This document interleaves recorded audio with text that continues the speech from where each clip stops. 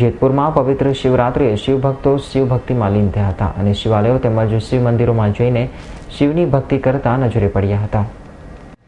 આ ધાંધલેશ્વર મહાદેવનો ઇતિહાસ કંઈક એવો છે। આ ધાંધલેશ્વર મહાદેવનું પ્રાચીન મંદિર જ્યાં આવેલું છે તે જગ્યાએ પ્રાચીન સમયમાં ગીરાજડી હોવાથી તે જગ્યા ધાંધણિયા જ્ઞાતિના ચારણો સાથે સંકળાયેલા આ ચારણોમાંથી એક વૃદ્ધ ચારણ શિવભક્ત હતા।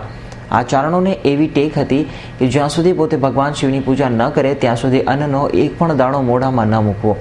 આ મારે તેઓ નદીને સામે કાંઠે આવેલા શિવ મંદિરમાં પૂજા અર્થે જતા। પરિણામે ઘણીવાર ચોમાસામાં નદીના ઘોડાપુર આવતા ત્યારે તેમને 8 થી 10 દિવસ સુધી શિવ પૂજાથી વંચિત રહેવું પડતું હતું તથા ટેકને કારણે નકોરડા ઉપવાસ કરવા પડતા। આ વૃદ્ધ ચારણની શિવભક્તિ જોઈને ચોમાસા તેના શાળાને મશ્કરી કરવાની ઈચ્છા થઈ અને ઈચ્છાને તરત જ અમલમાં મૂકી તેણે આના માટે માટીનો એક લોટકો લઈ તેના ઉપર ઘોડાનો લેપ કરીને જમીનમાં ઊંધા રાખીને શિવલિંગ સ્વરૂપમાં એક જગ્યાએ આ ટેકરા પરને દાટી દીધો। ત્યારબાદ તેણે પોતાના બનેવી એવા વૃદ્ધ ચારણે કહ્યું કે તમને ચોમાસામાં શિવપૂજા કરવામાં મુશ્કેલી પડે છે। આપણા નિવાસ સ્થાનથી નજીક એ શિવલિંગ મારા જોવામાં આવ્યું છે, તેની તમે પૂજા કરવાનું રાખો તો તમારે ઉપવાસ ન કરવા પડે। આમ કહીને તેણે પોતે નિર્મિત કરેલું કૃત્રિમ શિવલિંગ વૃદ્ધ ચારણને બતાવ્યું।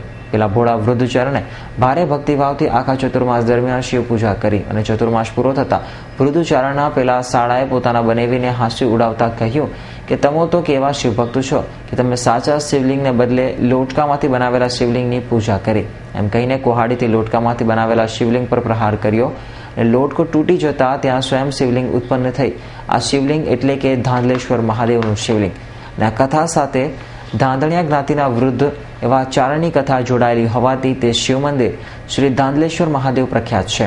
આ શિવ મંદિરમાં હાલ પરમ પૂજ્ય શ્રી હનુમાનદાસજી બાપુ મહાદેવની સેવા પૂજા કરે છે। આ ધાંધલેશ્વર મહાદેવ મંદિર ભાદર ડેમ લીલાખા, હું ત્યાંના મહંત સેવા કરું છું 30 વર્ષથી।